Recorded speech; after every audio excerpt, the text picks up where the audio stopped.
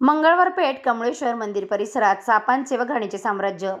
कराड शहरातील मंगळवार पेठ कमळेश्वर मंदिर जवळील परिसरात सध्या सापांचे व घाणीचे साम्राज्य पसरले आहे.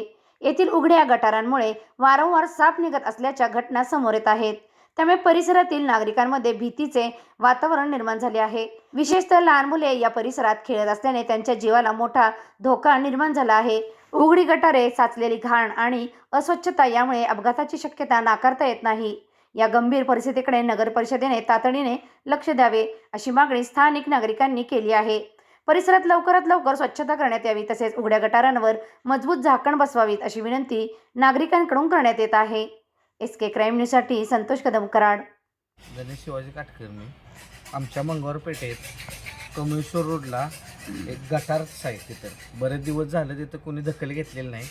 लहान मुलं इथे खेळत असतात. मध्यंतरी इथं विषारी साप घोणस नावाचा साप निघालेला, तर इथं त्याची लवकर दखल घ्यावी. त्याला चेंबरला पण हे नाही, झाकण वगैरे लावून घ्यावं. चेंबरला झाकण नाही, काय नाही. तुम्ही कराड नगरपालिकेमध्ये असं कोणाला अधिकाऱ्यांना, कर्मचाऱ्यांना कोणाला सांगितलं का तुम्ही?